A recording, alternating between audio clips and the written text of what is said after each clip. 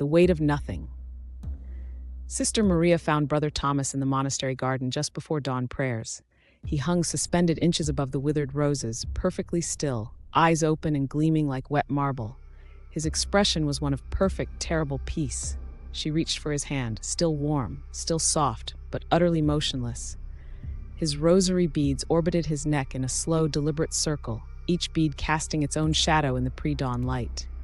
On his chest, pinned with his own pen, was a note in his meticulous handwriting, Day 40 of refusing heaven's purpose. The bells should have rung for matins, but the tower remained silent. In that silence, she heard Brother Thomas's voice, though his lips never moved. Such peace in doing nothing at all. When Father Augustine arrived, he didn't seem surprised. "It's spreading," he whispered, making the sign of the cross. Brother James was found in the choir loft yesterday. He had refused to sing God's praises. Now he floats there, perfectly preserved, a monument to his own silence. Within days, they found Brother Peter hovering above his empty soup kitchen, spoons and bowls scattered beneath him like abandoned offerings. Brother Michael was discovered in the chapel, suspended before the altar, his prayer rope coiled around him like a sleeping snake. Sister Maria spent sleepless nights in the library, poring over ancient texts on acedia, the deadly sin scholars feared most.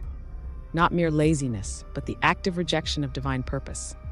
Each yellowed page spoke of the horror, how refusing God's gifts created vacuums that something else would fill. The monastery grounds changed. Gardens stopped growing but never died, frozen in a perfect autumn. Prayers began to echo backwards, Latin syllables twisting into impossible shapes. Angels appeared in window reflections but turned away, their wings dark with grief. When the demon finally came, he wore the form of a perfectly still monk, his habit unmarked by shadow or fold. "Sister Maria," Belphegor spoke, his voice like dust settling on ancient books. "Why do you fight so hard to exist?" He gestured to the floating bodies of her brothers, each suspended in their chosen moment of rejection. "Look how peaceful they are. Each one discovered the perfect truth, that doing nothing is doing everything. They've transcended purpose itself." The demon's smile was gentle, loving even. Why bear the weight of being when you can float in non-existence? Every action is pain, every purpose is chains, but I offer perfect freedom, the freedom to refuse it all.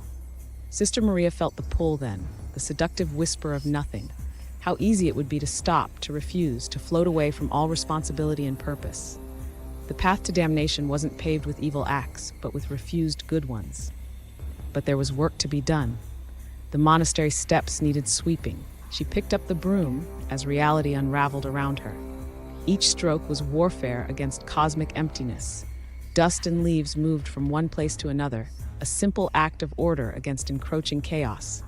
Her muscles burned with the effort of existing, of accepting purpose. The demon watched, his form flickering like a candle flame in winter. Such effort, he mused, such pain, and for what? For this, Sister Maria whispered, completing another stroke. For the gift of doing what must be done. The broom moved, the steps got cleaner, and with each mundane motion, the hovering bodies began to fall. Brother Thomas first, then James, Peter, and Michael, dropping softly into the autumn leaves. Their eyes closed at last, finding true peace in the acceptance of end. Above, the bell tower stirred, and for the first time in days tolled for morning prayers. The sound rang true and clear, calling the living to their purpose. Sister Maria straightened her habit, set the broom aside, and went to tend to her fallen brothers. Behind her, Belphegor faded like morning mist, leaving only a whisper, "Until they choose nothing again." Sister Maria picked up her broom once more. There would always be steps to sweep, prayers to pray, souls to save. The weight of being was heavy, but it was a weight freely chosen, a divine gift accepted again and again with each mundane action.